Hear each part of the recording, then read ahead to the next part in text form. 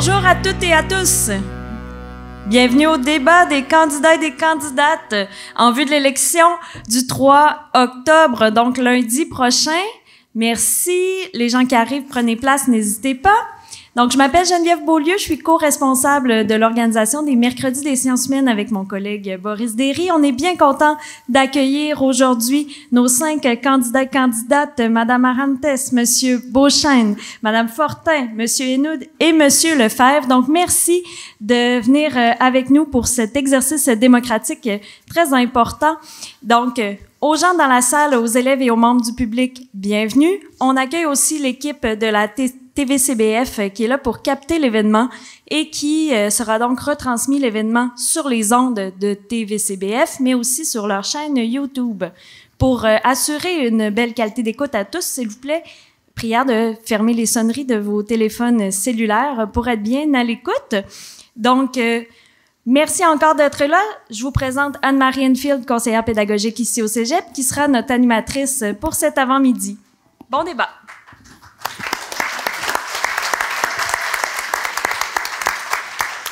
Merci d'être là. Alors, sans plus tarder, j'entre dans le vif du sujet.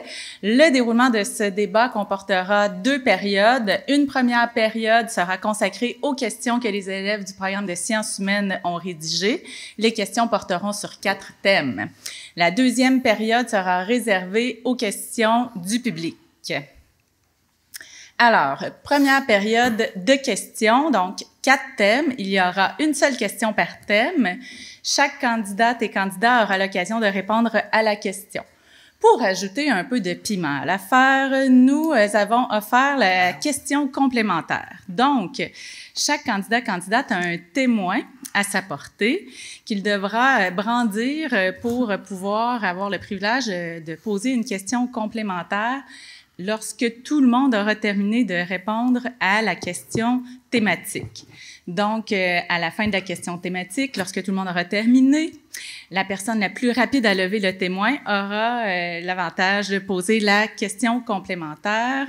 Et le témoin est bon pour une seule utilisation. Donc, on va vous enlever votre témoin lorsque vous l'aurez utilisé. Voilà. Donc, commençons avec le premier thème, la pénurie de main-d'œuvre en éducation. Vous pouvez suivre les questions sur les papiers distribués au préalable, mesdames, messieurs.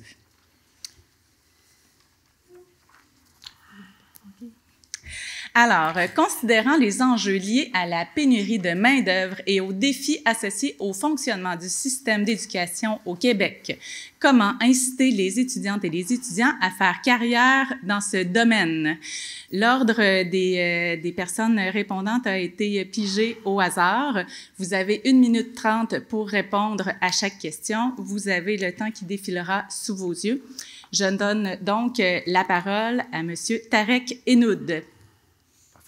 Bonjour. Donc, pour commencer, vous m'excuserez si je réponds de façon partielle ou indirecte à la question. J'aimerais commencer par mentionner que moi, tout comme vous, il y a 30 ans à cet âge-là, on avait des promesses. Et ces promesses, après 30 ans, sont toujours les mêmes. Donc, d'où le pourquoi que j'aimerais vraiment parler de façon très franche et très transparente. La raison qui me pousse aujourd'hui à être ici devant vous, c'est parce que depuis les 2 dernières années, et surtout depuis les 30 dernières, mais allons-y, les 2 dernières années, les 4 partis qui étaient à l'Assemblée ont oublié la jeunesse. Donc, les 2 dernières années de confinement ont fait en sorte qu'on s'est retrouvé avec des jeunes confinés, avec un manque de développement au niveau social, un manque au niveau sportif. Et donc, cette jeunesse-là a été très impactée par les mesures de confinement.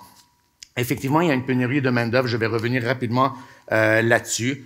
Ma raison de me lancer en politique, c'est justement d'être la voix de ces jeunes et justement de préparer l'avenir. Je ne veux pas vous vendre des salades, je ne veux pas vous vendre des promesses, comme on entend depuis les 30 dernières années. Par contre, ce que le parti a à offrir, c'est des actions très concrètes qui vont permettre justement d'encourager nos jeunes par une bonification des prêts et bourses étudiantes, pour encourager les étudiants et les jeunes à travailler tout en recevant des prêts et bourses. C'est trop court, 1 minute, mais bon. Effectivement, voilà. C'est trop court. Merci, M. Hénoud. La parole est à M. Lefebvre. Merci beaucoup. Très heureux d'être avec vous ici aujourd'hui pour parler naturellement d'enseignement, d'éducation et de pénurie de main-d'œuvre. On a déjà été à l'action au cours des 4 dernières années. On a augmenté de façon significative le budget en éducation de 26 % depuis 2018. C'est 2 fois plus que le gouvernement précédent. On a investi ici dans le comté 23 millions de dollars au niveau des écoles qu'on a améliorées. Et ici au Cégep, on a annoncé un projet de 5 millions au niveau du centre sportif. Alors, c'est une excellente nouvelle. Pour contrer la pénurie de main-d'œuvre, on a eu une entente historique avec les enseignants du primaire, secondaire et formation professionnelle avec une augmentation salariale qui tourne en moyenne autour de 15 %. Ce qu'on fait également, aide aux diplômés, Cégep, possibilité de bourse jusqu'à 9 000 $ et l'université, comme le bac est de 4 ans, ben c'est 20 000 $ possible au niveau des bourses. On a naturellement investi de façon importante à l'INAB, au CISA ici, un projet de 4 millions et 200 000 $ là, récurrents pour l'INAB. Naturellement, au niveau des maternelles 4 ans, on poursuit notre développement et on a plus de 769 places annoncées pour les services de garde, dont celui ici au Cégep. Merci, M. Lefebvre, en plein dans les temps. Maintenant, la parole est à Pascal Fortin. Est-ce que vous m'entendez? Oui. Nous, à Québec solidaire, pour inciter les étudiants à faire carrière en éducation, parce qu'on sait qu'on a un gros problème de main-d'œuvre dans plusieurs milieux, mais l'éducation en fait partie, une des premières choses, c'est d'améliorer les conditions de travail, d'investir à la hauteur des besoins. Je pense, par exemple, à la classe de mon fils, qui a été une classe double niveau. L'école, il y avait 5 classes double niveau parce que, bon, on ne pouvait pas se permettre de payer un enseignant de plus, mais tu sais, dans les faits, on le sait que pour des enseignants, d'avoir une surcharge de travail comme ça donne pas envie à des étudiants d'aller devenir enseignants. On veut aussi reconnaître et valoriser le travail des enseignants. Quand j'entends des commentaires de certains de nos politiciens dire que les fonctionnaires pourraient faire le travail pour venir aider, tu sais, je trouve ça vraiment insultant. Il faut reconnaître le travail des enseignants, ce qu'ils font pour nos enfants. Une autre chose, c'est que nous, on veut que la formation à l'université, on veut diminuer les frais de scolarité, mais on veut aussi que tous les stages soient payés. Entre autres, en enseignement, ils ont réussi à faire des ententes pour que le dernier stage soit payé, mais nous, ce qu'on propose à Québec solidaire, c'est que tous les stages soient payés. Encore une fois, c'est souvent les métiers à prédominance féminine qui sont pas des stages payés, quand des métiers à prédominance masculine sont payés dès le premier stage. Mais en santé et en éducation, mais on est bon, on fait du travail, on a la vocation, mais tu sais, c'est pas la réalité. Je pense qu'il faut encourager les jeunes pour vrai. Merci, Madame Fortin. Maintenant, la parole est à Mario Beauchesne. 1 minute 30. Bonjour. Premièrement, pour attirer du monde dans un milieu de travail, il faut que le milieu de travail soit le plus agréable possible. Donc, au Parti québécois, ce qu'on veut faire la promotion, c'est 100% des CPE. Il y a 135 000 présentement de places en garderie privée avec des niveaux d'éducation qui ne sont pas égaux. On veut ramener ça dans les CPE. Pourquoi? Parce que c'est un service de garde éducatif de qualité égale à tous. Ce qui va permettre déjà les jeunes qui vont rentrer à la maternelle d'avoir un niveau comparable. Donc, ça va être plus facile pour les professeurs à l'acceptation à ce niveau-là. On veut augmenter le personnel professionnel et de soutien dans le réseau de l'éducation. On veut valoriser la profession d'enseignant en leur donnant des meilleures conditions. Les 2 premières conditions qu'on trouve importantes, c'est naturellement donner une augmentation de salaire. Ça en va de soi. Si on dit que l'éducation, c'est ce qui est le plus important pour une société, le salaire doit suivre. Mais on veut aussi réduire le nombre d'élèves par classe pour que les professeurs aient plus de temps avec chaque élève, pour donner un enseignement de qualité. Les autres niveaux aussi on veut aller faire, c'est au niveau de l'immigration. On veut réduire le niveau d'immigration, mais on veut aussi sélectionner l'immigration dans des pays qui parlent principalement français, mais avec aussi un diplôme qui permet de faire l'adéquation des diplômes avec l'emploi. Ça va nous permettre d'avoir des gens qui vont arriver ici en région, qui vont pouvoir occuper un emploi plus rapidement en éducation. Pour les études, il va me manquer du temps, excusez. On vous comprend, là, 1 minute 30. Ça va vite, mais comme vous êtes beaucoup de candidates et candidats, c'est pour laisser le temps à répondre à chaque thème. Alors, je vous remercie, M. Beauchesne, pour l'effort. Madame Arantes, c'est à votre tour. Oui, bonjour. Pour nous du Parti libéral, on sait tous que l'économie, c'est vraiment important. Et à cause de la pénurie de main-d'œuvre, c'est ça, l'économie a reculé au Québec. Ça fait 4 ans que l'économie ne s'avance pas à cause du gouvernement actuel qui n'est pas investi assez dans l'immigration. On passe partout ici à Victoriaville, on voit des restaurants fermés, on voit le Tim Hortons, il manque des gens. Tous les restaurants, il manque quelqu'un à cause des pénuries de main-d'œuvre. Nous, le Parti libéral, on est le seul parti qui a les grands pouvoirs pour attirer l'immigration et pour les faire intégrer aussi. Aussi, on va avoir une reconnaissance des diplômes plus vite pour que ces gens-là puissent commencer à travailler. Parce qu'au fond, la pénurie est partout. On n'est pas de médecins de famille, on n'est pas des professeurs. On sait que ça va vraiment reculer l'économie au Québec. Et on est là, on est le seul parti qui va changer cette situation. Parce qu'aujourd'hui, on manque vraiment de gens partout. Et on pense qu'avec la reconnaissance du travail, avec attirer plus de compagnies ici pour la ville, on va avoir plus de chances que vous, les jeunes, ils restent ici dans la région. Pour moi, c'est très important aussi que les cégeps, comme il y avait avant, on avait une université ici, à l'Université de Trois-Rivières, qui, je ne sais pas pourquoi, ils ont assez parti. Et ça, dans mes priorités, c'est retourner à l'université à Victoriaville. Merci, Madame Arantes. C'est maintenant l'heure de la question complémentaire. On a un gagnant, Monsieur Hinoud.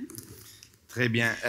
Vous parlez beaucoup d'investissement, Monsieur Lefebvre, puis la question s'adresse à Monsieur Lefebvre si c'est le bon fonctionnement. Donc, c'est très bien les investissements, mais on remarque quand même que la pénurie de main-d'œuvre s'est accentuée et s'est même dégradée dans les dernières années. La population se demande beaucoup de questions par rapport à tous ces investissements. Une des questions qui est souvent posée, durant la pandémie, il y a eu plus de 400 millions de dollars qui ont été donnés par le gouvernement fédéral. La population se demande où est parti cet argent, puisque la désuétude des écoles continue de se faire sentir. Puis on a encore des jeunes qui, en hiver, sont obligés d'ouvrir les fenêtres pour améliorer le système d'aération, ou en été qui suffoquent à cause de la chaleur durant leur période d'examen. Donc nous, et surtout la population, aimerait comprendre où est parti ce 400 millions. Si vous parlez de tant d'investissement, pourquoi pas une amélioration de nos infrastructures écolières?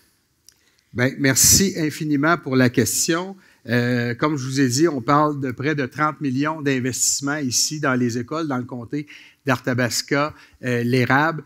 5 millions ici au cégep, dans notre centre de sport.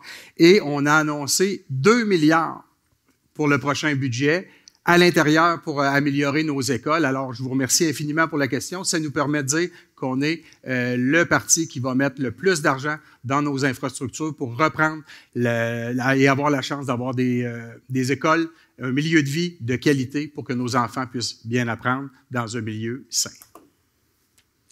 Merci, M. Lefebvre. Passons donc au deuxième thème, celui de l'inflation. Alors, une crise du logement sévit à Victoriaville comme dans les autres régions du Québec.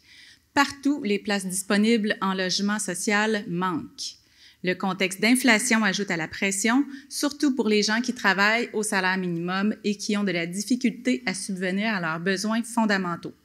Que comptez-vous faire pour répondre à ces besoins sociaux dans le contexte économique actuel? La question a été inspirée des travaux de Juliette Citeau, Magali Mercier, Olivier Thibodeau et Jordan Champagne-Grenier. Donc, toujours 1 minute 30 pour répondre. Luciana Arantes sera la première à se prononcer. Oui, comme je disais tantôt, l'économie s'est reculée au Québec à cause du gouvernement qui est actuellement au pouvoir. Et nous, du Parti libéral, quand on a laissé le pouvoir, on a laissé les coffres pleins. C'était une économie parfaite. Et les autres, ils mettent ça dans le nom de la COVID, mais ce n'est pas ça, c'est parce que c'est le manque de cohérence. Et c'est à cause de ça que l'inflation est là aujourd'hui. Et nous, du Parti libéral, on va remettre 5 000 $ pour les familles. Ça veut dire qu'il va y avoir des impôts. Plus, c'est nous qui va baisser plus des impôts, mais on ne pigerait pas dans les fonds de génération. On ne serait pas comme les autres partis qui va remettre les futurs de vous, les jeunes. On ne prendrait pas ça parce que c'est le Parti libéral qui a fondé les fonds de génération. On va abolir la taxe de bienvenue pour la personne qui va acheter la première maison, la taxe des premières nécessités aussi. Les transports gratuits pour les jeunes et pour les aînés. Il y a une autre chose qui est très importante pour moi ici pour Victoriaville. Je connais des gens qui étudient au cégep, qui voulaient étudier à l'Université de Trois-Rivières. Ils n'ont même pas un navette pour aller étudier à Trois-Rivières. C'est une chose qui, je ne sais pas pourquoi, le député qui est là actuellement, il n'est pas capable d'avoir un autobus pour vous, les jeunes qui veulent aller étudier à Trois-Rivières. Il est venu ici, dans votre maison. Donc, ça serait vraiment une des premières choses aussi. Si je suis députée d'Arthabasca, je vais régler ça. Et comme je disais, nous aussi, c'est très important qu'on a 50 000 logements sociaux aussi partout au Québec, qui ça va être de notre côté aussi. Merci, Mme Arantes. La parole est maintenant à Tarek Enoud. Oui, bonjour. Vous avez devant vous 4 partis qui sont complètement déconnectés de la réalité. D'un côté, il y a un parti qui propose aux parents, à vos parents, de payer une taxe pour les moins nantis. D'un autre côté, vous avez un parti qui trouve que payer 50% d'impôts ou qui trouve qu'on est l'État le plus payé en Amérique du Nord, qui paye le plus de taxes, c'est tout à fait normal. Et on a un parti qui est complètement déconnecté de la réalité en étant inerte et en ne prenant pas action. Nous, au Parti conservateur, c'est très simple. On a des mesures concrètes, un cadre financier qui a été approuvé par plusieurs économistes et qui démontre que malgré les propositions qu'on a, va nous amener vers un surplus budgétaire et un équilibre budgétaire. Dans un premier temps, on veut enlever la TVQ. Vous êtes des jeunes, vous allez partir en appartement, vous allez acheter vos premières voitures usagées. Ça va être un montant substantiel qui va revenir dans vos poches. On veut enlever la taxe sur l'essence. On a parlé d'université à Trois-Rivières et même des fois à Sherbrooke, on a des voyages à faire. Ça va être de l'argent de plus dans vos poches si on réussit à enlever la taxe sur l'essence. On a une proposition d'augmenter le premier palier non imposable de 15 000 à 20 000. Encore une fois, pour les jeunes étudiants qui sont aux études, qui travaillent à temps partiel, ça va remettre de l'argent dans leur poche. Et finalement, on parle du crédit d'impôt de 2 % pour les 92 000 premiers revenus faits. Et voilà. Ça passe vite. Merci. La parole est maintenant à Mario Beauchesne. Je vais prendre la balle au bon. Comme il nous a dit qu'on ne voulait pas baisser les impôts, effectivement, n'oubliez jamais une chose. Avec les gros investissements qu'on a présentement à faire en environnement, en santé, en éducation, baisser les impôts sous-tend qu'on va s'endetter plus. Qui va payer la dette demain? Je pense que ça va être vous, les jeunes. Hein? Donc, il faut faire attention aux petits cadeaux temporaires comme ça. Par contre, au niveau du gouvernement, présentement, parce que les prix ont augmenté, effectivement, le gouvernement a des revenus sur les taxes. Il a engrangé 6 milliards de suppléments de taxes qui, normalement, n'auraient pas dû engranger vu que les prix sont plus élevés. On veut remettre aux citoyens 1 200 à 750 par citoyen rapidement. Une autre mesure pour aider les personnes plus défavorisées dans cette situation présente, c'est ajouter qu'il manque 15 000 places en garderie présentement. Ça veut dire qu'il y a des personnes qui sont soit sans emploi, soit à temps partiel, ou ils sont obligés d'avoir des absentéismes au travail, donc baisse de revenus. On veut donner des places en garderie réduites, ce qui va permettre aux parents de dégager un surplus. Aux villes, on veut donner 1 milliard en investissement à chaque ville-centre ou ville régionale comme Victoriaville et les alentours, 1 milliard pour justement du logement social. Mais du logement social aussi avec un budget supplémentaire pour des logements sociaux étudiants coopératifs où les étudiants vont participer à ces logements-là en faisant partie du conseil d'administration. Aux travailleurs expérimentés aussi, on veut donner aux premiers 50 000 de revenus travaillés, pas d'impôts aux provinciales, sans pénalité sur pension pour pouvoir les remettre au travail, pouvoir qu'ils puissent se dégager, puis ça va représenter une richesse pour eux autres. Merci. Merci, M. Beauchesne. La parole est maintenant à Mme Fortin. Pour plusieurs des points, je suis d'accord avec M. Beauchesne, notamment que de baisser les impôts dans notre société, c'est pas la solution. On a décidé au Québec qu'on voulait avoir un système d'éducation publique, un système de santé publique.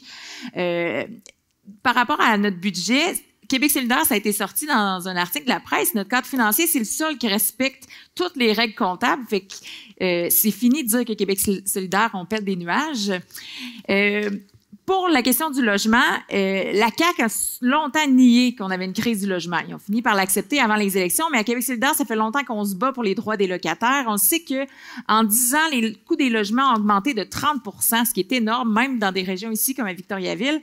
Donc, Québec solidaire propose un contrôle des prix des loyers, d'avoir un registre des baux, puis de protéger les droits des locataires. Les locataires, ils ont des droits, mais il faut être capable de les faire respecter. Puis ça, souvent, c'est un peu plus compliqué, puis on veut que ça soit plus facile potentiel d'empêcher les hausses abusives des prix. Puis on veut aussi construire 50 000 logements sociaux abordables.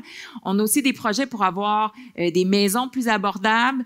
Je vous invite à aller voir dans notre calculatrice solidaire pour avoir juste une idée un peu de ce que ça pourrait représenter un gouvernement solidaire, parce que c'est pas vrai qu'on veut faire payer 50 % d'impôts à tout le monde, c'est absolument pas vrai. Ce qu'on veut, c'est que les gens aient des services de base, l'éducation, la santé, puis de baisser justement les coûts scolaires. Tu sais, c'est une façon de donner un peu d'air à la population.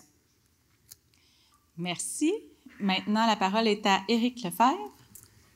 Merci beaucoup. Tout d'abord, au niveau des logements sociaux, il faut savoir que présentement, on a déjà 15 000 logements sociaux qui sont soit en construction, soit en planification de construction. Et dans nos engagements pour le prochain mandat, c'est 11 000 nouveaux logements sociaux pour un investissement de 1,8 milliard pour des logements sociaux abordables. On a notre bouclier anti-inflation, une baisse d'impôts pour les Québécois pour les 2 premiers paliers.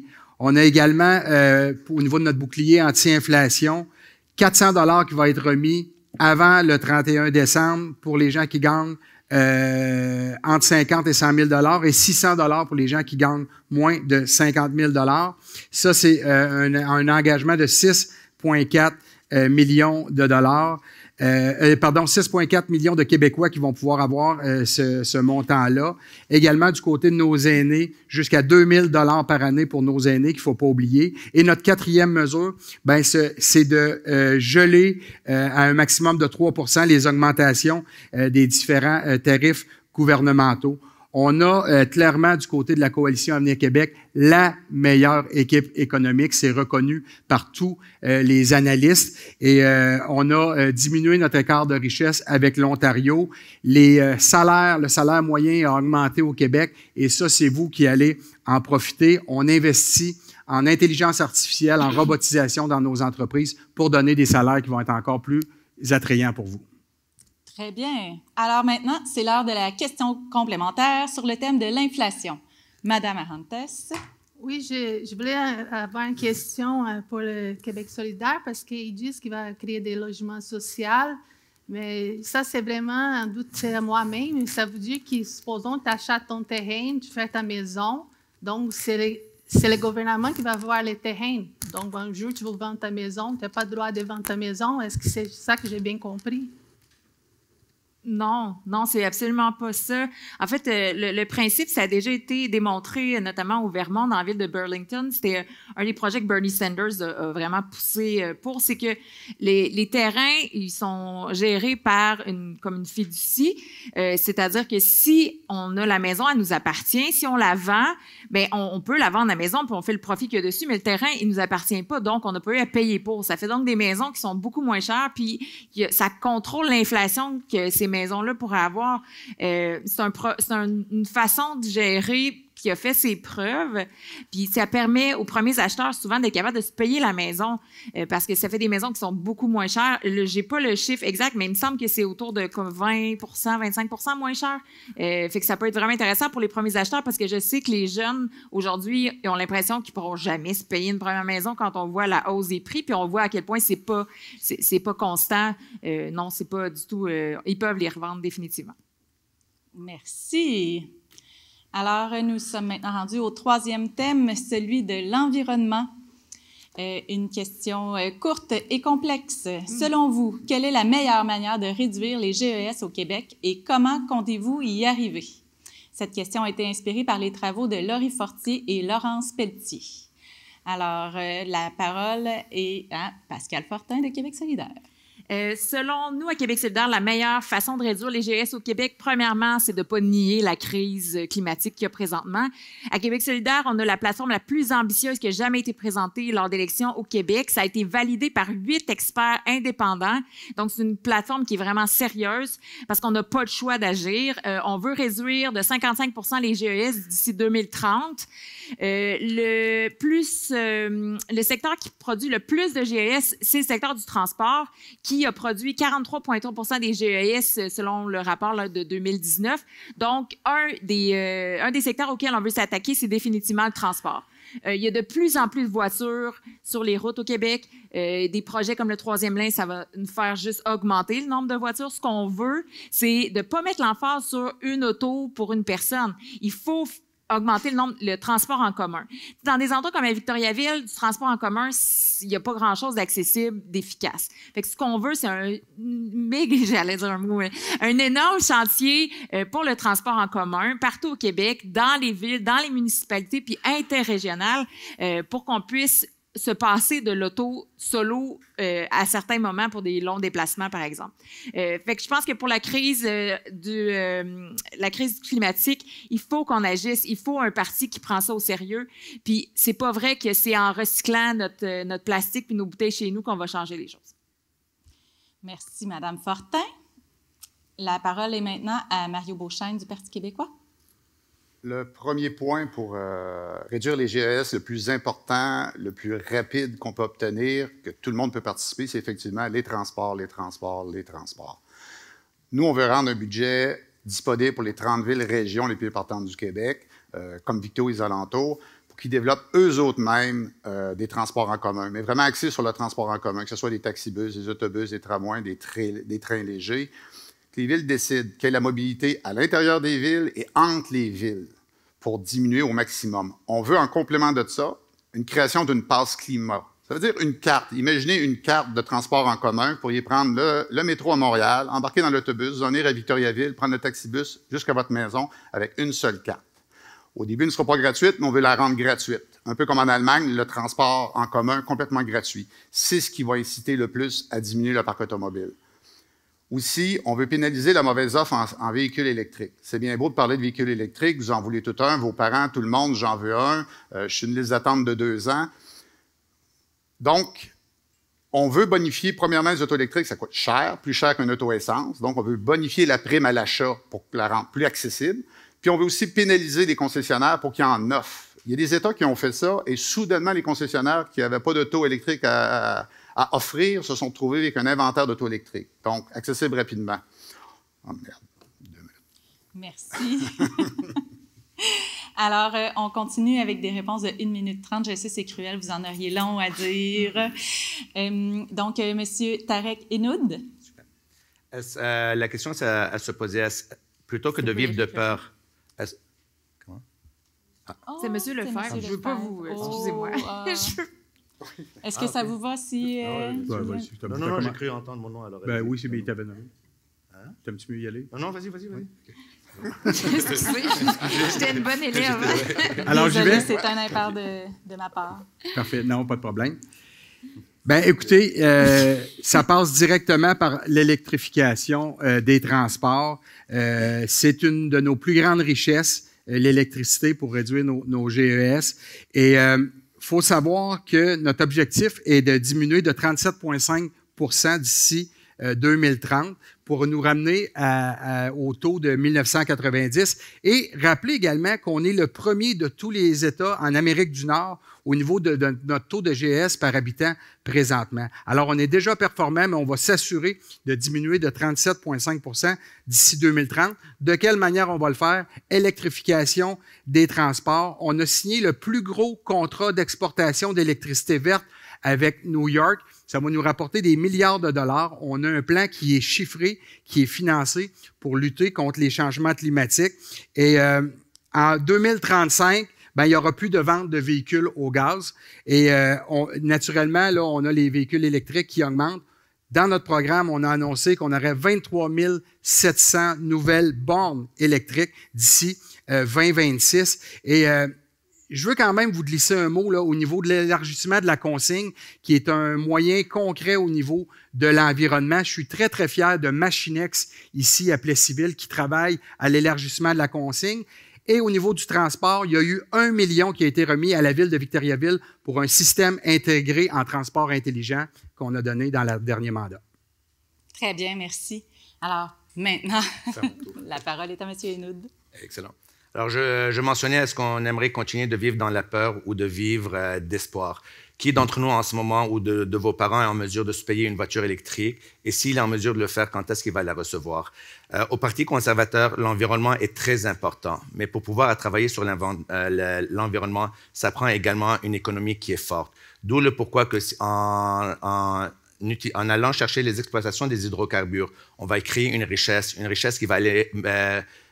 qui va être mis dans la recherche et le développement pour pouvoir justement encourager l'entrepreneuriat environnemental et donc travailler sur l'environnement. On est dans une province où l'émission de GES est de loin la meilleure à travers le monde au complet. En ce moment, il y a des usines au charbon qui sont en train d'être réouvertes en Europe et il y a des usines au charbon qui sont en train d'alimenter des voitures électriques aux États-Unis. Elle est où la logique là-dedans? Donc, nous, on va avec un plan réaliste. On ne propose pas d'objectifs par rapport au GES parce que, justement, on prend en considération le portefeuille de la population et de la classe moyenne. Et également, on s'assure d'atteindre ces objectifs-là. Depuis plus de 15 ans, on parle de pourcentage, 55% de nombre de voitures à partir de 2035 et 2050. Mais on sait très bien que ces objectifs-là ne sont pas atteints. Et donc, c'est pour ça qu'on travaille de façon concrète avec l'économie et l'environnement. Ça va de pair. Merci. Maintenant, Madame Luciana Arantes. Pour nous, du Parti libéral, on a un plan, on a un vrai plan qui s'est étudié. C'est un plan qui est vraiment ce qui va s'appeler éco pour écologie et économie. C'est un plan de plus de 100 milliards qui, c'est pour la transition du hydrogène vert. Ça veut dire que quand on voit les usines, ça va utiliser l'hydrogène vert. Quand on voit les camions sur la route, parce qu'aujourd'hui, c'est les automobiles qui prennent plus de GES, c'est les automobiles. Donc, ça va déjà aider beaucoup. Mais il faut qu'on soit réel. Tout le monde ici qui dit qu'ils vont faire ça d'ici 2030, ça ne serait pas vrai. Pensez-vous qu'à demain, personne ici n'a plus d'auto à gaz? Pensez-vous que tout le monde va avoir un auto électrique? Non, ça c'est irréel et ça n'arriverait pas. On pourrait venir ici, demain à 2030, on verra qu'il va y avoir encore des autos. Ils parlent de ça, mais ce n'est pas vrai. Nous, on a un vrai plan cohérent que ça va se passer d'ici à 2050 pour vraiment réussir la carboneutralité. Et c'est notre premier chef qui va s'occuper du dossier, Dominique Anglade, parce que c'est vraiment important pour nous, l'environnement, c'est vraiment la chose primordiale. Ça va se passer, mais avec cohérence, pour ne pas aussi mettre ça dans les doutes de vous autres pour que vous payez la facture. C'est pour ça que nous, on a un plan vraiment qui est pour régler les vrais enjeux et faire des vraies solutions. Merci. Ce sera l'heure de la question complémentaire. Madame Fortin. Moi, ma question, ce serait pour Éric Lefebvre. En matière de mesures environnementales, ça prend des études concernant les besoins, les effets, les impacts environnementaux. Comment expliquez-vous que votre parti fonce tête première dans le projet du troisième lien, malgré les critiques des scientifiques, malgré les critiques de la population? Bien, merci pour votre question. Naturellement, le projet du troisième lien, on parle de la région de Québec. Il y a des études qui sont en cours. Lorsqu'on va avoir les résultats, on les fera connaître. Mais je suis content que vous m'adressiez la question au niveau du transport collectif parce que vous avez dit quelque chose puis qui est faux. Vous avez dit que le transport collectif ici à Victoriaville ne fonctionnait pas. Et ça, là, je vous le dis, il faudrait corriger le tir parce que le taxibus ici a gagné un prix au niveau de l'UMQ et c'est reconnu. Le modèle est copié dans plusieurs municipalités de taille, de même taille. Alors, il faudrait s'assurer, dans des municipalités comme ça, au lieu d'avoir des autobus vides, ben on a un modèle taxibus qui fonctionne très bien aujourd'hui et la population et les gens de Victoriaville en sont très fiers.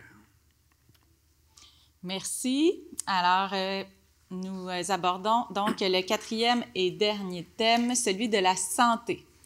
Avec le vieillissement de la population et la surcharge qu'on observe déjà dans le réseau de la santé et dans les CHSLD, quels moyens comptez-vous utiliser pour améliorer la situation en santé? Cette question a été inspirée des travaux de Raphaël Blouin, Mathieu Saint-Onge, Alexandre Nadeau, Jérémy Bérubé, Berfina Sipard et Sarah Kim Auger. Donc, 1 minute 30 par réponse. Je tenterai de bien suivre l'ordre cette fois-ci. Donc, Monsieur Lefebvre, c'est déjà à vous la parole. Merci beaucoup. Écoutez, en santé, on a déjà travaillé excessivement fort durant la pandémie, vous en conviendrez. On a embauché 10 000 préposés en CHSLD.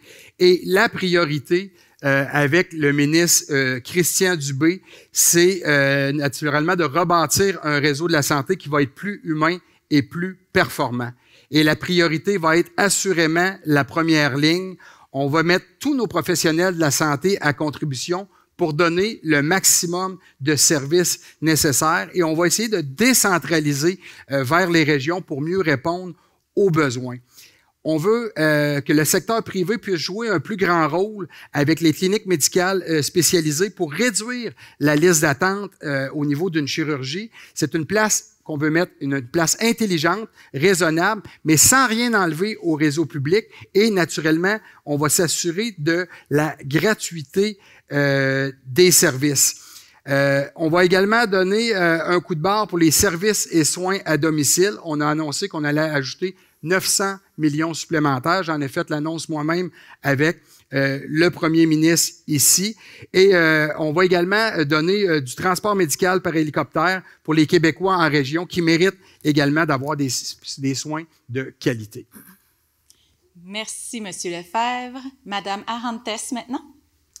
Oui, pour nous, la santé, c'est très important et c'est pour ça, pour la santé mentale aussi, c'est pour ça que c'était annoncé qu'avec un gouvernement libéral, on va pouvoir utiliser notre carte d'assurance maladie pour consulter un psychologue.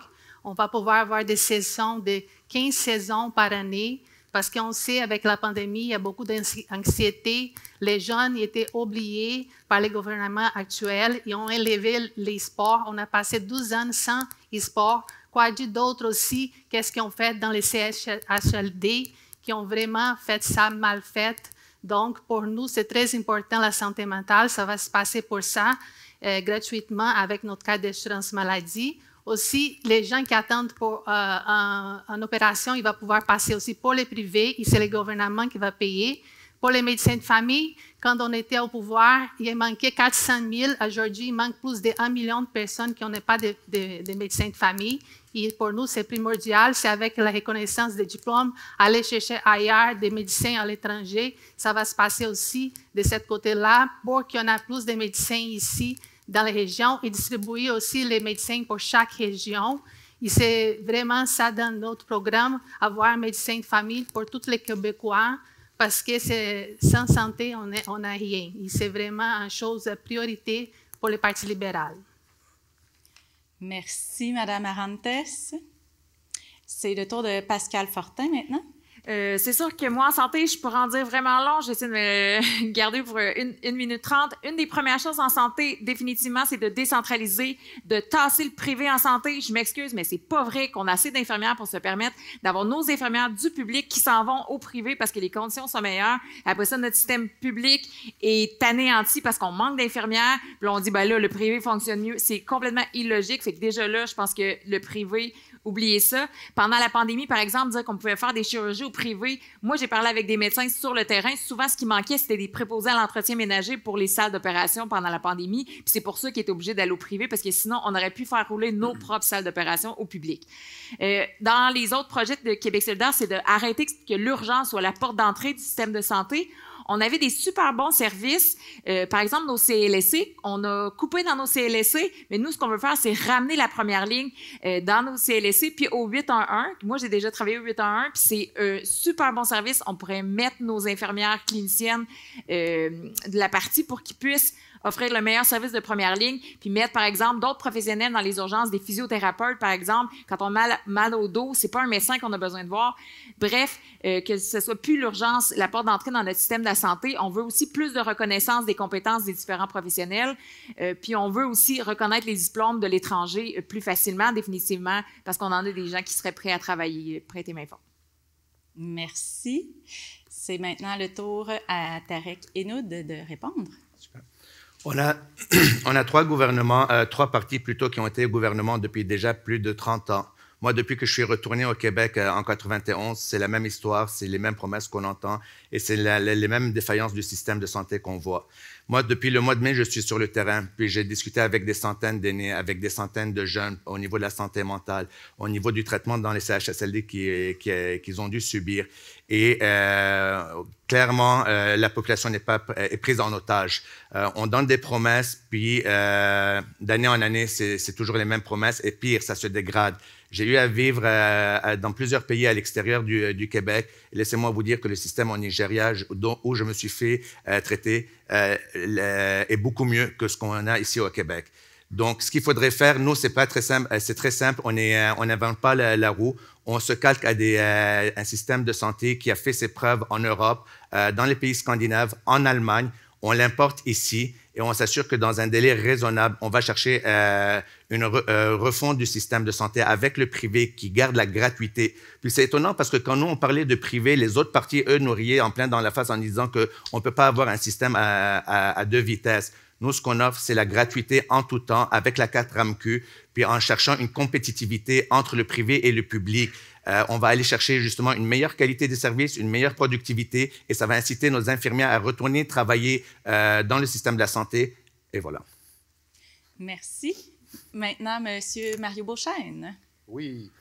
OK. Premièrement, ce qu'il faut pour réussir à prendre le dessus un CHSLD, c'est de retarder les entrées. Pour ça, il faut offrir aux aînés des services à domicile.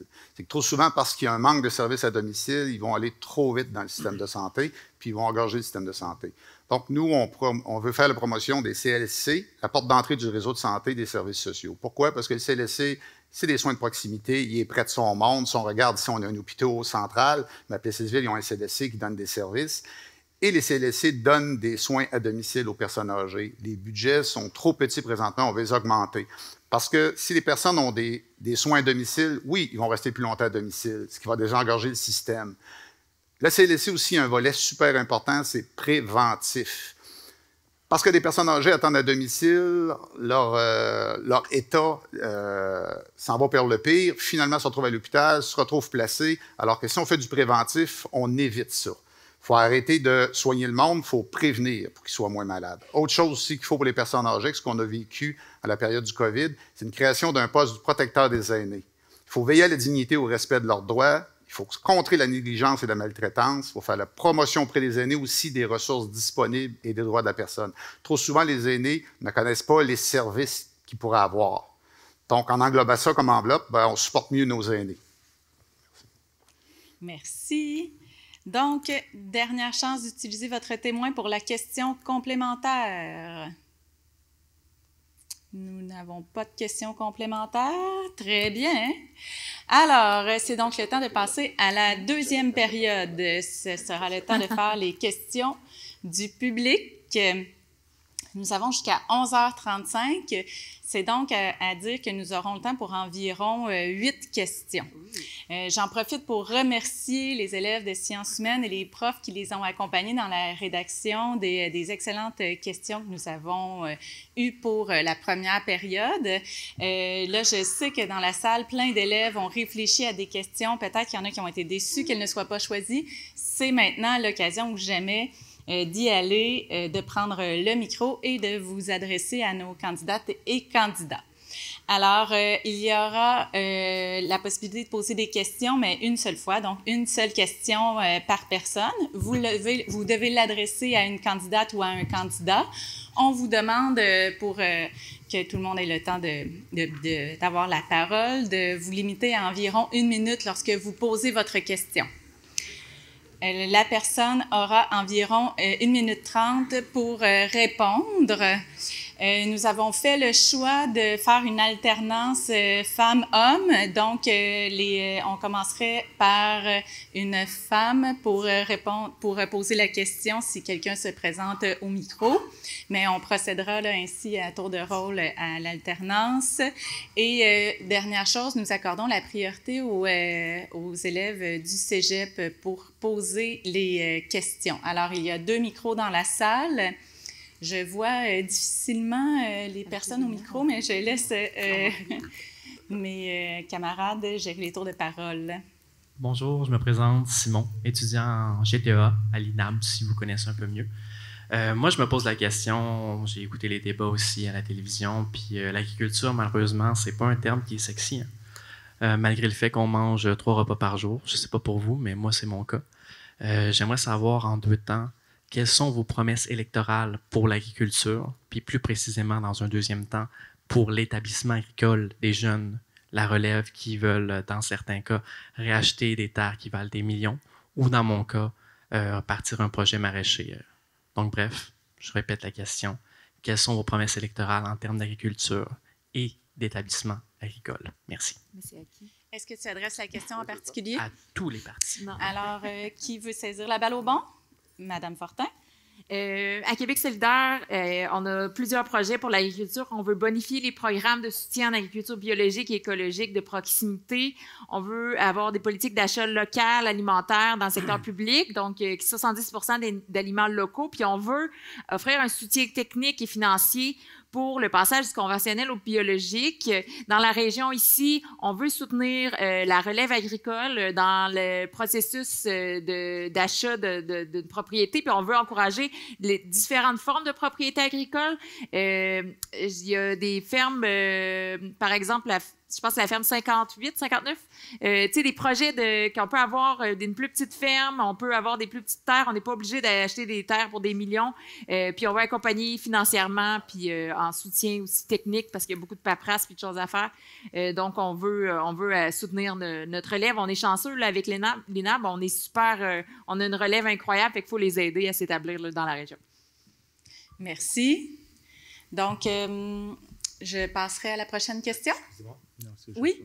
Ah, c'est juste une qui répond. Oui, ouais.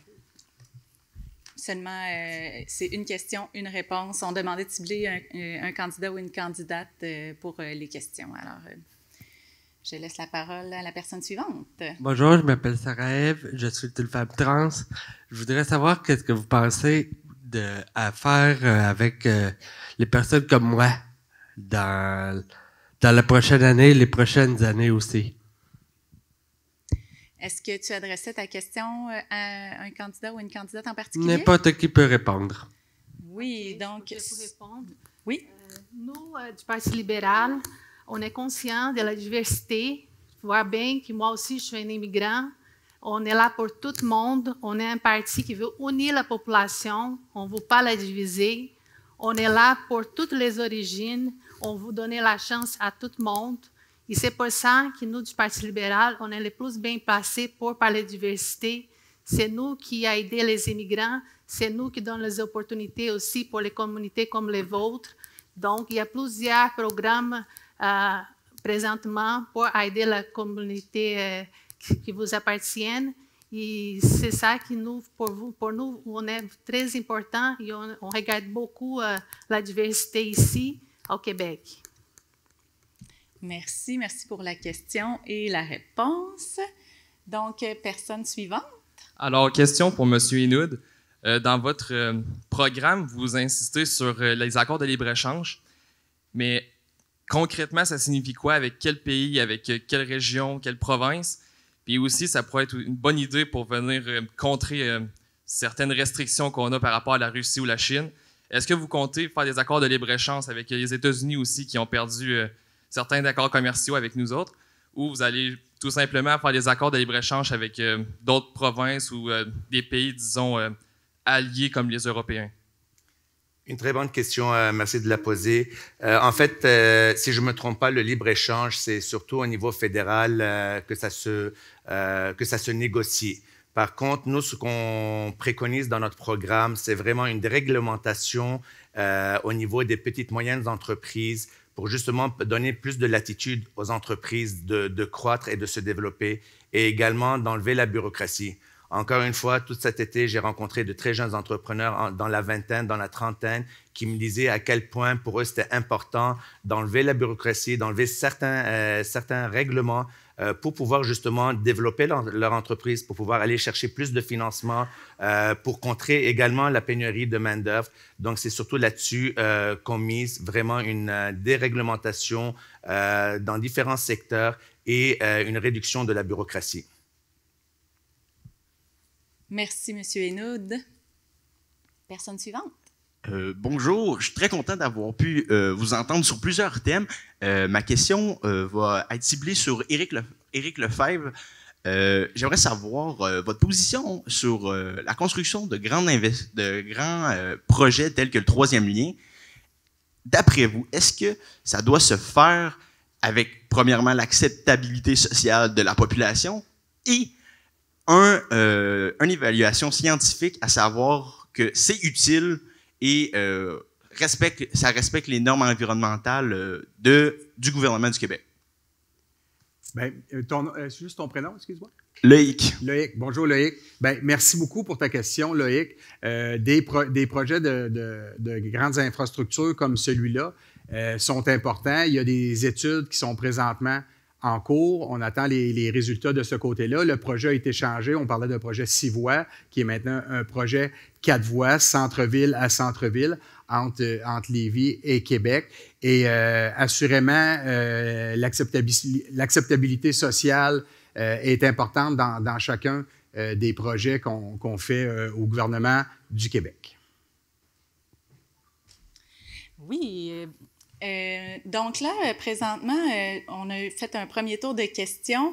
Je vois que monsieur est de retour au micro. J'allais justement proposer peut-être un tour de parole, puisque la question sur les enjeux par rapport à l'établissement agricole, la place de l'agriculture dans notre région, c'est quand même un enjeu important.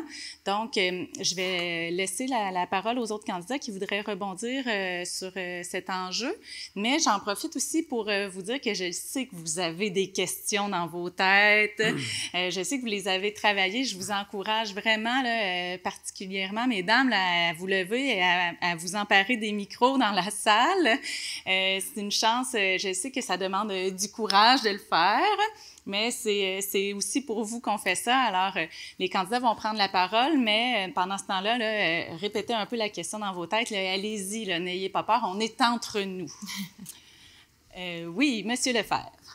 Bien, merci beaucoup du côté de l'agriculture. Pour nous, assurément que c'est important. On a plusieurs fermes ici dans le comté d'Arthabasca-l'Érable et c'est une très grande fierté d'avoir l'INAB ici, l'Institut national d'agriculture biologique. Et je peux vous dire que je travaille en étroite collaboration avec la direction de l'INAB et le cégep de Victoriaville pour donner le support nécessaire. Et également, il faut savoir aussi, une des grandes fiertés ici dans la région, au niveau de la canneberge biologique, il y a 80% de la canneberge biologique mondiale qui est faite ici, dans le comté d'Arthabasca-l'Érable. C'était une petite parenthèse que je voulais faire. Et naturellement, on veut favoriser l'achat local et l'achat des produits locaux dans nos propres institutions. On veut augmenter la part de produits locaux dans toutes les institutions, autant gouvernementales que dans nos écoles, dans nos institutions. Alors, ça, c'est un point important. Et on a fait un engagement. On avait 17 écoles. Oh, pardon, mon dos. Ça passe trop vite. Quelqu'un d'autre veut s'emparer de... Je peux ajouter des points. Merci, Mario. Oui. Je ne suis pas sûr qu'on va continuer ce que tu as dit, mais je sais des points. Les points où il est super important, c'est on parle le dézonage. Surtout que le dézonage, il y a encore du dézonage utilisé pour le développement urbain. L'étalement urbain est un problème. Mais le premier problème que le développement urbain cause, c'est justement d'utiliser des terres agricoles.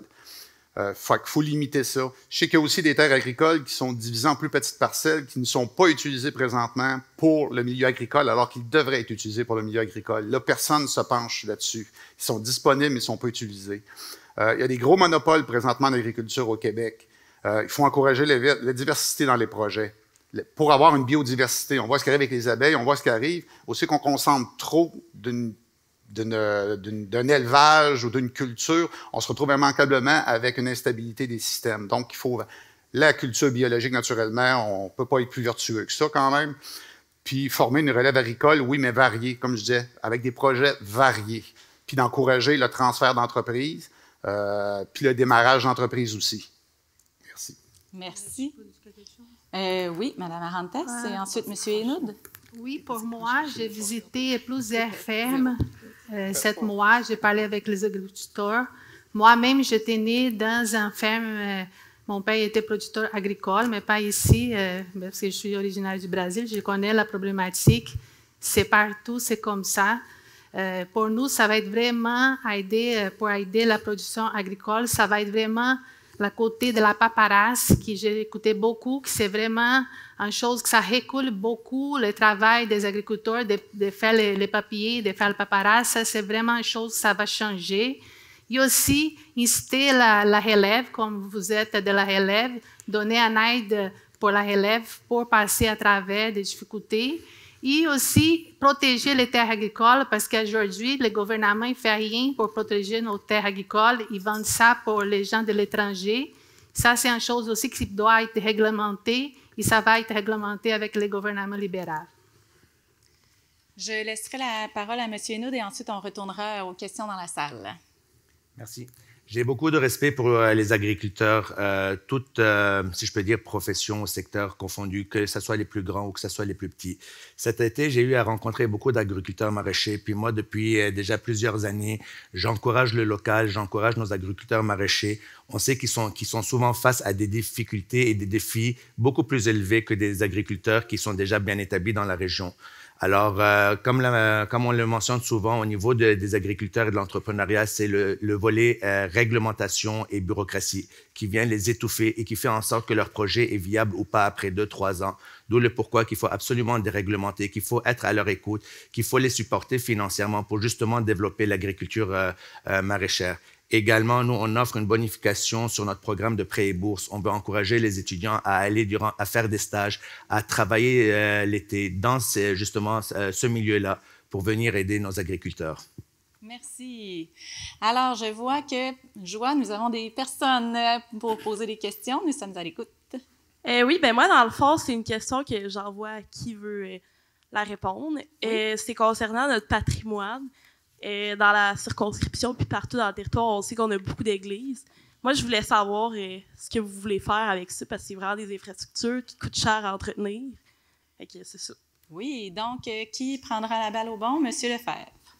Oui, bien, merci beaucoup pour ta question. C'est une excellente question parce que ce sont des architectures qui sont importantes dans nos petites municipalités comme dans nos grandes.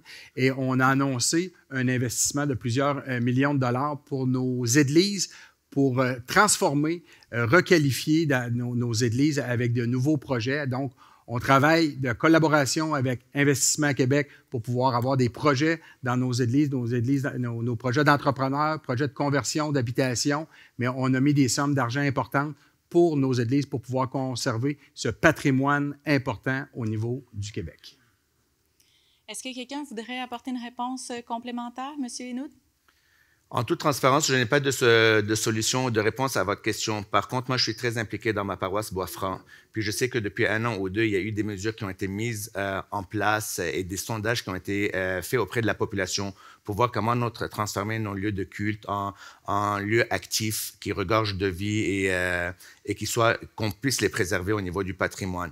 Ce qu'il faudrait absolument faire, c'est très bien d'investir, c'est très bien de faire des promesses, mais je pense qu'il faut vraiment s'asseoir et avec notre communauté, avec ceux justement qui portent le fardeau sur leurs épaules pour maintenir ce patrimoine-là, être à leur écoute et trouver les solutions. Donc, c'est vraiment un travail de collaboration et d'écoute de partenaires pour justement être créatifs et aller chercher les solutions qui vont combler l'ensemble des besoins de la population. Merci, M. Hinault. Je passerai à une autre question, si ça vous va. Oui? Bonjour. Ma question est par rapport à la santé mentale. On sait qu'il y a des longues listes d'attente. Ça coûte très cher pour accéder à des professionnels de la santé mentale. Des fois, il faut être vraiment en très, très grande détresse pour être considéré comme un petit peu important aux urgences. Puis il y a beaucoup de gens qui se font virer de bord. Est-ce qu'il y a un parti ici qui a un plan concret pour faciliter l'accès aux ressources en santé mentale? Oui, je peux répondre. Comme j'ai parlé tantôt, le Parti libéral s'était annoncé, ça fait 2-3 jours, qu'avec un gouvernement libéral, on va avoir accès gratuit à un psychologue. On va prendre notre carte d'assurance maladie. Quand on a besoin, on va voir un psychologue du privé. Et c'est le gouvernement qui va payer. Et en plus de ça, on va avoir aussi jusqu'à 15 saisons gratuite avec un psychologue, et c'est tout payé pour le gouvernement. Et c'est dès le début, on prend notre carte et on peut aller consulter les psychologues qui ont vu ou ce qu'ils ont vu avec notre cahier d'assurance maladie. C'est vraiment concret, ça. Merci, Mme Arantes. J'ai vu que Mme Fortin a levé la main aussi. Oui. Je me permets d'offrir des réponses complémentaires parce que je vois qu'il n'y a pas foule au micro. Mais vous avez le temps, Mesdames, Messieurs, de rédiger quelques bouts là, sur un papier pour vous sentir plus à l'aise quand vous serez au micro. Là. Alors, j'accorde quelques réponses complémentaires, mais je vous encourage surtout dans la foule à vous emparer de votre pouvoir de citoyen et de poser des questions. Alors, la parole est à vous, Mme Fortin. À Québec solidaire, ce qu'on propose, c'est définitivement de ramener des professionnels en santé mentale dans le système public, parce que c'est beau donner des cartes comme ça, comme le propose ma collègue ici. Par contre, le problème, c'est quand on va au privé, les psychologues vont aller au plus à qui ils veulent. C'est eux autres qui décident, il n'y a pas de priorité, il n'y a pas des urgences. Tandis que quand on les ramène au public, bon, mais vous me parliez là, à l'urgence, c'est que des fois, c'est même là, c'est difficile d'avoir un suivi. Mais c'est parce qu'il n'y en a pas de disponibles des psychologues. Mais si on a plus de psychologues au privé, en donnant les mêmes conditions au privé, c'est-à-dire les salaires et les conditions de travail en ayant plus de personnel, qu'au public, si on a les mêmes conditions qu'au privé, on est capable d'avoir plus de contrôle sur qui a accès à un psychologue, parce que c'est pas vrai que, c'est normal d'avoir de l'anxiété, d'avoir besoin de parler, mais il y a des cas beaucoup plus urgents. On en voit dans les médias ces temps-ci des gens qui auraient dû avoir accès. Je vois que M. Hénoud demande un droit de parole. J'ai demandé, oui, on me fait signe dans la salle qu'on a le temps, alors allons-y. Je trouve que c'est important, merci de me donner le droit de parole, parce que justement, la santé mentale devrait être notre priorité dans les prochaines années. Les 2 dernières années ont été très difficiles, que ce soit nos jeunes, nos aînés, la classe moyenne, les travailleurs, les familles. On a été très impactés par la pandémie dû aux mauvaises décisions sur les mesures sanitaires. Nous, ce qu'on propose de faire, c'est de faciliter l'équivalence des diplômes pour les médecins qui viennent de l'extérieur. Ce qu'on voudrait faire, c'est augmenter l'admission des médecins dans les facultés universitaires. Avec la réforme du système de santé, on va aller dégager des médecins pour pouvoir justement avoir une plus grande disponibilité. Et finalement, on veut développer le soutien des professions techniques pour justement commencer à faire un premier tri et commencer à avoir des premières rencontres au lieu d'attendre 6 mois et plus avant de pouvoir consulter un travailleur social ou quelqu'un dans le domaine de la santé mentale. Donc, ça va être important de mettre ces mesures-là pour réagir très rapidement, étant donné que c'est quand même un enjeu et un défi très important. Très bien, merci. Je retournerai à la salle. Oui, bonjour. Dans le fond, moi, je me demandais quel était le plan de vos partis afin de vous assurer que les générations futures, plus précisément ma génération, ne crouleront pas sous les dettes des générations vieillissantes. Donc, je comprends que c'est une question lancée à tous. On va tous répondre. On veut tous répondre. Et vous voulez tous répondre? Oui, salut. C'est quoi votre nom? Laurie. Laurie, c'est ça, c'est pour ça que nous, du Parti libéral, c'est nous qui avons fondé les fonds de génération. C'est un fonds qui, au fond, ça vous enlève les vrais pauvres au futur que vous avez une grosse dette à payer à cause des choses qu'on a faites aujourd'hui. Et c'est pour ça que nous, on va donner beaucoup de baisses d'impôts, mais ça serait pas passé pour piger d'autres fonds de génération. Donc, vous serez tranquille pour ne pas penser qu'au futur, avec des grosses promesses comme ça, que vous allez payer de votre poche. Nous, on a un plan pour une économie forte. Ça va passer pour une économie forte. On va investir beaucoup. Et on va prendre la réduction d'impôts. Tout ce qu'on a promis, ça va passer par là. Ça va être avec une économie forte pour qu'on est capable de faire la différence. Mais c'est garanti qu'avec les partis libéraux, ils ne prendraient pas des fonds de génération. Merci. Donc, je vais y aller dans l'ordre de la table. Comme ça, vous aurez l'occasion d'y répondre à tour de rôle. Oui, vous aurez tous un droit de répondre. Juste ajouter un petit quelque chose. N'oubliez jamais ce que j'ai dit au départ. Toute personne qui vous promet une baisse d'impôt, c'est la dette. Ou elle ne descendra pas, ou elle va augmenter. Il n'y a pas de solution. Si vous avez un salaire plus bas puis vous continuez à faire des dépenses, c'est une dette qui augmente. Par contre, qu'il faut s'inquiéter, oui, l'environnement va nous coûter cher, mais ce qu'il ne faut pas s'inquiéter dans un sens, c'est que les salaires qui augmentent présentement fait que la portion d'impôts que les gouvernements récupèrent est plus élevée. Les prix qui augmentent partout, c'est désolant, mais le gouvernement s'enrichit parce que les taxes augmentent sur ces mêmes choses.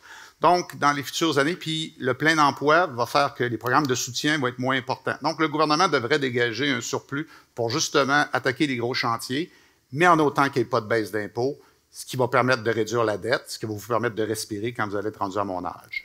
Merci. Merci, M. Beauchesne. Mme Fortin.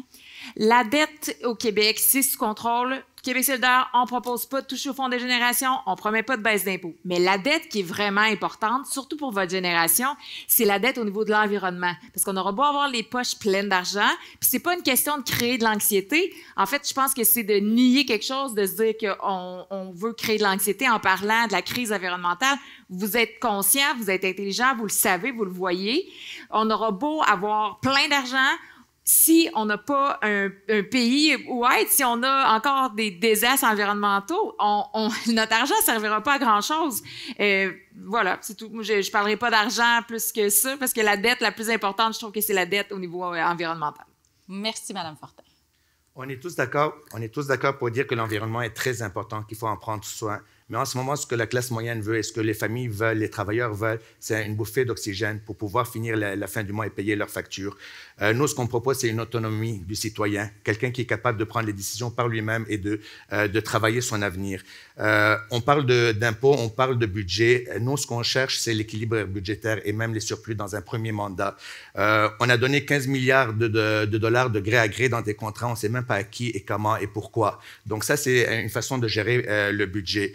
On a également, on parle d'imposition. C'est bien beau, mais il y a des milliers de familles qui quittent le Québec. Il y a des entreprises qui quittent le Québec parce que justement, ils sont très imposés. On parle de pénurie de main-d'œuvre. C'est sûrement pas une solution pour aller chercher la main-d'œuvre et attirer la main-d'œuvre de l'extérieur vers le Québec. Donc, voilà. Merci. Enfin, M. Lefebvre. Merci beaucoup. Ta question est très importante. Il faut savoir qu'à la Coalition Avenir Québec, on est clairement le parti de l'économie et qu'on a la meilleure équipe économique. L'augmentation présentement des salaires qu'on connaît, l'écart de richesse qui diminue avec l'Ontario va permettre aux gens d'avoir une meilleure richesse individuelle, mais également une meilleure richesse collective, comme le disait Mario. Et ça, c'est important. Présentement, notre classification au niveau de la gestion des finances publiques au Québec est enviée par plusieurs. Alors, nos investissements qu'on va faire dans nos entreprises qui vont nous permettre de robotiser avec l'intelligence artificielle, on augmente les salaires moyens au Québec et de cette façon-là, notre augmentation de notre richesse collective, assurément, et de vous assurer de vous laisser une dette qui est raisonnable avec les services, une qualité de vie que vous méritez. Voilà. Merci. Donc, je passerai à la question suivante. Oui, bonjour. Je voulais vous demander si vous aviez des plans concrets pour favoriser la culture québécoise puis soutenir les travailleurs de ce domaine qui ont souffert durant la pandémie. Est-ce que ta question s'adressait à quelqu'un en particulier? Non, personne en particulier. Qui jouera de rapidité pour répondre à la question? Moi, est-ce que c'est possible juste de la répéter? Je ne suis pas sûr si j'ai bien compris la question. Oui, pardon. Est-ce que vous avez des plans pour favoriser la culture québécoise et soutenir les travailleurs de ce domaine? Tous les professionnels qui sont dans le monde de la culture. Donc, une question sur l'industrie culturelle au Québec qui a été mise à mal par la pandémie. Monsieur Hénoud. Je reviens justement sur la pandémie. Si on a une économie qui est forte, si on a des citoyens qui sont autonomes, oui, c'est important à ce moment-là que le gouvernement participe aussi au développement culturel, mais c'est important aussi de donner la chance aux artistes, aux communautés, aux différentes activités culturelles de se développer. Ce n'est pas en fermant l'économie pendant 2 ans de temps qu'on va venir à leur aide. Donc oui, il faut trouver un équilibre avec l'ouverture de notre économie, renforcer notre économie. Moins on est dépendant du gouvernement, moins on aurait besoin justement de support et d'aide. Et plus on serait nombreux à s'entraider plutôt que de dépendre d'une subvention ou d'un contrat avec une entité qui peut être le gouvernement. Merci. Je vois que M. Lefebvre demande de pouvoir prendre la parole. Oui. Allez-y. Oui, merci beaucoup. Une des choses qu'on a commencé au cours du dernier mandat, ce sont les maisons bleues. Chacune des régions administratives du Québec va avoir une maison bleue, c'est-à-dire une maison de la culture où on va apprendre à connaître les régions avec les gens au niveau de la culture qui ont fait de la région une région spécifique selon chacune de leur propre culture régionale. Et ça, c'est un projet fort qui va laisser des marques importantes. On va avoir des gens qui vont travailler dans ces maisons de la culture-là, puis on va les promouvoir pour promouvoir chacune des régions au niveau de la culture. Et au niveau de Télé-Québec, on a annoncé également des investissements importants pour avoir de la programmation québécoise à l'intérieur de Télé-Québec pour nos jeunes. Alors ça, c'est important. Et également, il faut savoir que durant la pandémie, on a accompagné de façon importante le milieu culturel de tout horizon pour permettre, on a eu des spectacles qui étaient faits de façon télévisuelle, que les gens pouvaient aller voir directement sur les réseaux sociaux. On a supporté le milieu culturel pour que celui-ci puisse passer à travers la pandémie. Merci, M. Lefebvre, de votre enthousiasme. Le temps était terminé. Dans la salle, est-ce qu'on a encore plusieurs questions? Donc, si ça vous va, je retournerai à la salle. Merci. Donc, voici...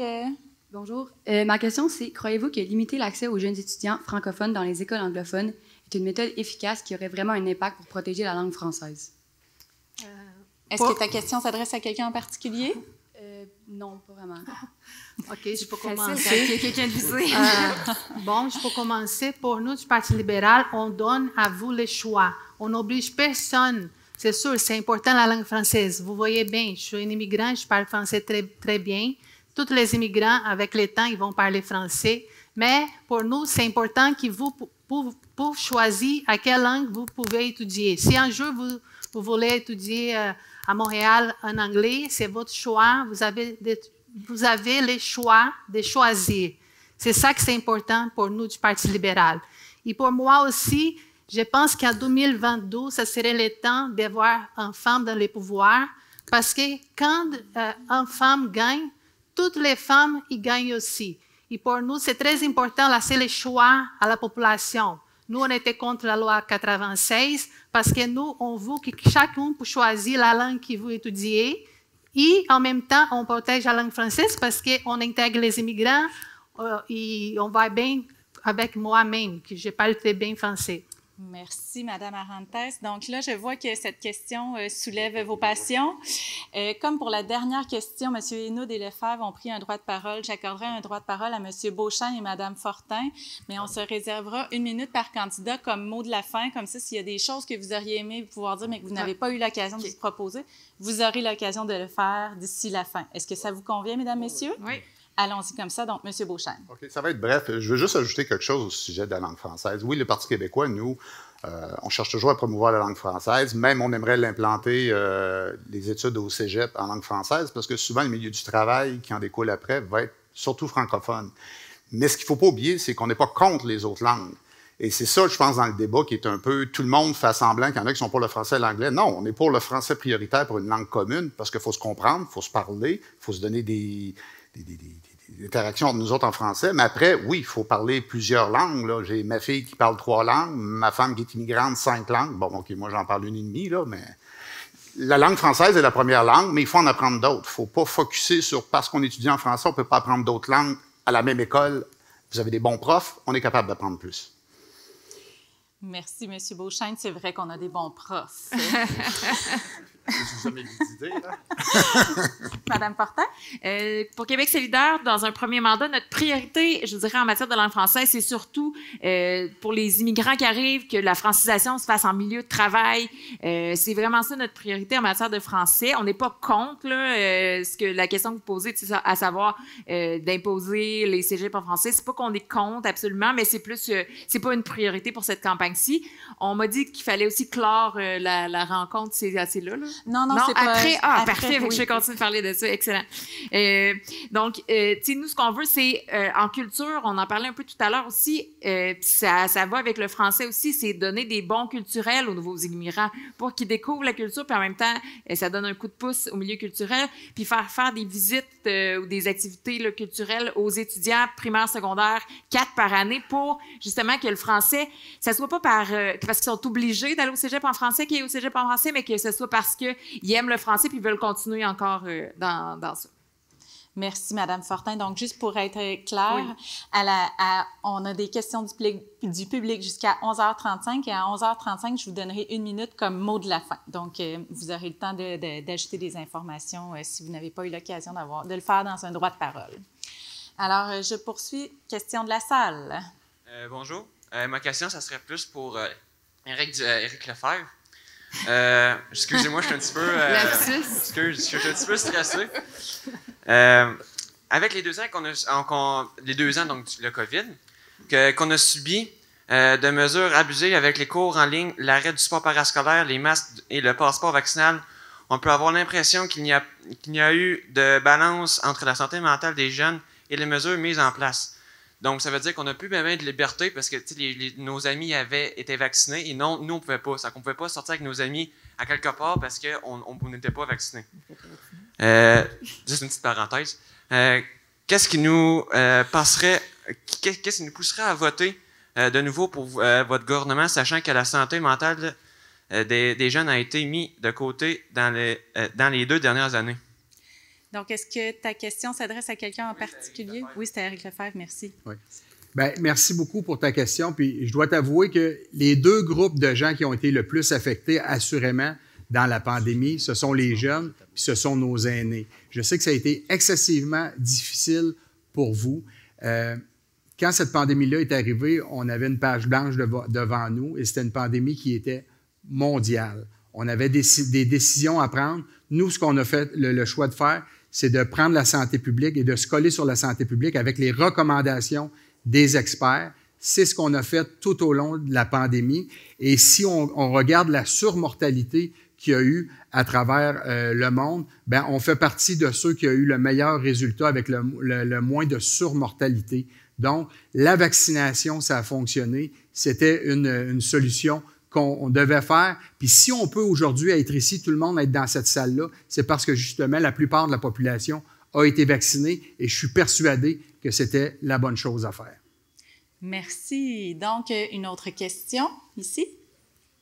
Donc, cette question, c'est pour Pascal Fortin. Et en fait, j'aimerais savoir, est-ce que vous comptez mettre poser des actions sur l'élevage intensif qui est hyper polluant et qui, de plus, ne respecte pas du tout les animaux? Oui, définitivement, Québec solidaire. En fait, ce qu'on veut proposer, c'est pas tant de donner des lois qui mettent des bâtons dans les roues de tout le monde, mais plus de tendre la main et de dire, OK, vous avez une agriculture, une culture, des élevages, des choses qui sont pas éco-responsables, bien, on va vous donner les outils, la formation pour vous changer. Tu sais, je pense souvent comme des élevages de grillons, peu importe, il y en a plein, des options, mais il faut donner les outils, donner les formations, donner la chance. Je pense que la majorité des gens en agriculture, ils veulent changer pour des cultures plus éco-responsables, des pratiques plus éco-responsables, mais il faut leur donner les moyens. Ça veut dire donner la formation nécessaire, puis donner le soutien financier nécessaire, mais définitivement, ça fait partie de nos priorités. Dans la région, comme je dis, c'est super là, avec l'INAB. Tu sais, on a comme plein de maraîchers qui veulent faire changer les choses, et que je pense qu'il faut utiliser ça pour faire changer la vision de l'agriculture dans notre région. Merci, Madame Fortin. Je prendrai une autre question du public. Oui, dans le fond, ma question s'adresserait à Pascal Fortin et Éric Lefebvre. C'est par rapport au GES. Je serais intéressé d'entendre vos projets de façon un peu plus précise par rapport à la réduction de GES. Vous mentionnez souvent vouloir le réduire, mais pas beaucoup de projets en précision en tant que tel. Donc là, je comprends qu'il nous reste vraiment 1 minute en tout. 2, on peut y aller sur 2? OK, donc on y va 1 minute chaque. Bien, merci beaucoup pour ta question. Notre plus grande richesse collective au Québec, c'est l'électricité, l'hydroélectricité. Alors, on va miser sur l'hydroélectricité également au niveau des éoliennes. Notre objectif, c'est de baisser de 37,5 % d'ici 2030. L'électrification des transports en est une solution sur laquelle on mise. 2035, on cesse la vente des véhicules à essence et on a fait le plus gros contrat de vente d'électricité à New York qui aide assurément à enlever plusieurs centaines de milliers d'automobiles sur les routes. Alors, Hydroélectricité, notre électricité, assurément notre plus grande richesse pour nous aider à diminuer nos GES. On a des exemples ici avec les autobus scolaires. J'ai eu 2 subventions que j'ai données directement ici aux autobus scolaires. 1 million à la ville de Victoriaville au niveau d'une plateforme pour le transport en commun. Alors, je pense qu'on est vraiment à la bonne place. On a un plan qui est réaliste. Merci, M. Lefebvre. Mme Fortin? Encore une fois, comme j'ai dit tout à l'heure, le plan de Québec solidaire a été validé par plusieurs experts de réduire de 55 les GES d'ici 2030. Comment on va le faire? Ça va être en réduisant, je vous ai parlé tout à l'heure, du transport, qui est un des gros morceaux des émissions, 43,3 Il y a aussi les industries, 29,4 Il y en a beaucoup qui fonctionnent encore avec des énergies fossiles pour leur énergie. Fait que ça serait de travailler sur ces choses-là. C'est aussi la fin de l'exploitation des hydrocarbures, de donner les moyens aux villes de développer leur transport collectif, protéger l'eau, la biodiversité du Québec avec des aires protégées, puis de respecter les conventions de la diversité biologique des Nations unies, par exemple, d'écouter les experts, puis d'arrêter de penser juste à l'argent, fait que de faire respecter les normes de la qualité de l'air, qualité de l'eau, parce que c'est sûr que ça aussi, c'est des choses qui ont un gros impact. Mais tu sais, la plateforme de réduction, le 55 c'est validé par des experts. Il y a plein de mesures. Je vous invite à aller voir notre plateforme. Oui, merci, Mme Fortin. Cela clôt la 2e période de questions du public. Donc, on vous accorderait 1 minute chaque comme mot de la fin. Je commencerai par M. Lefebvre en terminant par Mme Arantes, si cela vous convient. Donc, la parole est à vous, M. Lefebvre. Bien, tout d'abord, merci beaucoup de l'invitation.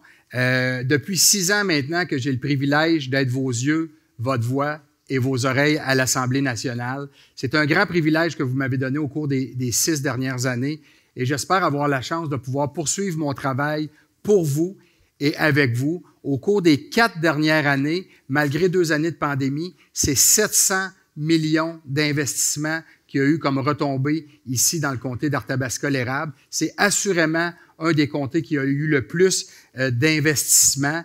Et depuis 4 ans au gouvernement, on travaille à bâtir un Québec qui est plus fort, un Québec qui est plus fier et un Québec qui est plus vert.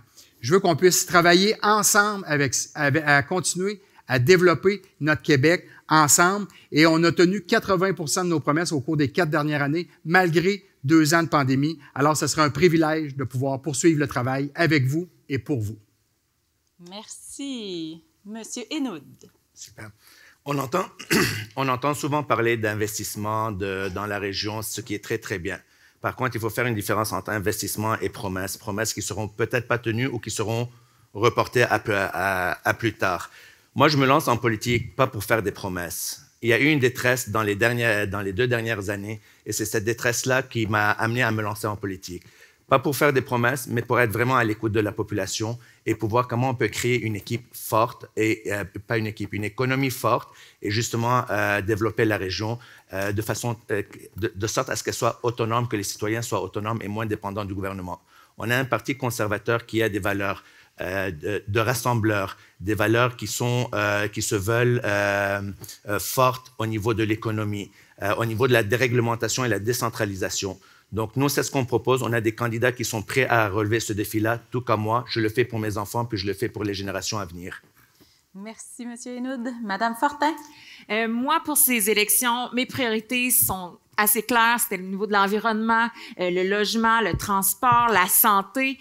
D'arrêter de voir la santé et l'éducation comme des dépenses. C'est des investissements pour notre futur. C'est la même chose pour l'environnement.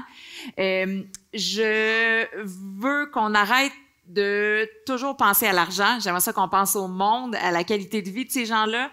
Je vous invite tous à aller voter. Et vous avez des possibilités de voter sur le campus. C'est un devoir des citoyens, mais c'est un privilège aussi qu'on a de pouvoir aller voter. Je pense que cette élection-ci, il peut y avoir des changements. On peut faire avancer les choses. Parce que les gens disent qu'ils sont découragés, ça ne donne rien d'aller voter parce que c'est tout le temps la même chose. Mais c'est tout le temps la même chose parce qu'on élit toujours le même genre de parti. Voilà. Merci, Mme Fortin. Monsieur Beauchesne. Moi, le premier message, c'est simple. Allez voter, allez voter, allez voter. Parce que chaque génération, les petites familles, les personnes aînées, vous les jeunes, tout le monde n'a pas les mêmes, pas les mêmes besoins, les mêmes visions, ne voit pas l'avenir de la même façon. Et présentement, chez les jeunes, le taux de votation est très bas. C'est que oui, vous avez peut-être l'éco-anxiété, mais il faut aller voter pour faire changer les choses. Peu importe pour qui vous allez voter, c'est déjà un premier pas. Donc, c'est ce que j'ai à dire. Vous voyez, on est ici, ce que je trouve intéressant au Québec, il n'y a pas de grands extrêmes comme certains pays plus au sud qui vont annoncer des choses plus extrémistes. Donc, je pense qu'on est 5 bonnes personnes. On peut faire le travail pour la région. Vous voulez plus d'informations, vous êtes jeune, naturellement, allez voir sur Internet, gênez-vous pas, mais surtout, allez voter, allez voter, allez voter, allez voter. Je l'étudie, allez voter. Merci, M. Beauchesne. Mme Arantes. Oui, c'est ça, mais moi, je suis d'accord avec les garçons pas les garçons, mais l'ado qui a fait la dernière question. C'est vrai, pourquoi qu'on va continuer avec un gouvernement dépassé, un gouvernement qui, dans les pandémies, vous avez oublié, jusqu'à l'autre journée, vous utilisez des masques encore.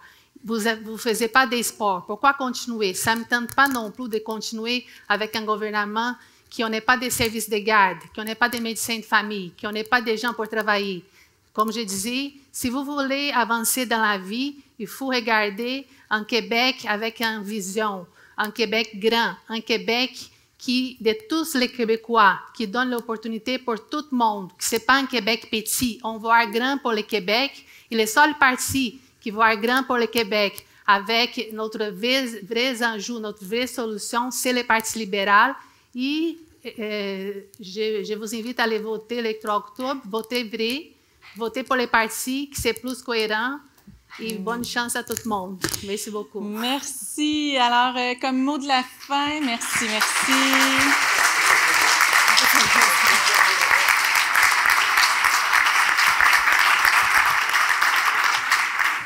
Merci. Alors, comme mot de la fin, j'aimerais saluer l'engagement dans la vie politique des candidats et candidates présentes. C'est beaucoup de dévouement que vous faites en vous engageant comme ça, en étant présent, en venant à notre rencontre.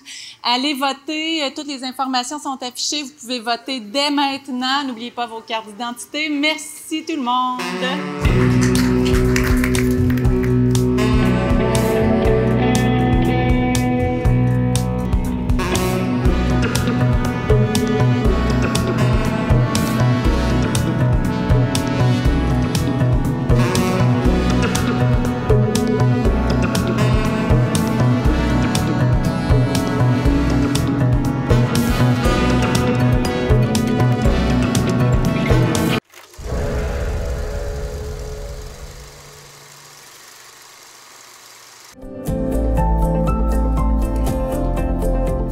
On est dans un monde d'images, de paraître, alors que c'est le contenu qui compte. Puis le contenu, il est produit par qui? Il est produit par vous. Puis moi, le contenu que je veux, c'est le contenu de gens qui s'intéressent aux mêmes enjeux que moi, qui sont du même secteur que moi, du monde qui vivent dans mon milieu, dans ma communauté, proche de chez nous. Bien ça, c'est tout ce que tu retrouves dans les télés communautaires autonomes. C'est pour ça qu'il faut que tu regardes ces télés-là. De toute façon, je sais que tu le regardes en ce moment, et puis je te donne du bon contenu. Hein? Donc, c'est déjà un pas dans la bonne direction. Je suis fier de toi. C'est fini le temps où on s'abreuvait d'un journal qui a été écrit avant hier dans une grosse ville loin de chez nous. Non! On veut savoir ce qui se passe chez nous, des affaires qui nous intéressent, les enjeux locaux. Tu sais, la télévision communautaire autonome, ça parle de nos vrais gens, de nos vraies nouvelles. C'est pour ça que faites comme moi, regardez cette télé-là, c'est là que ça se passe. Oh que oui!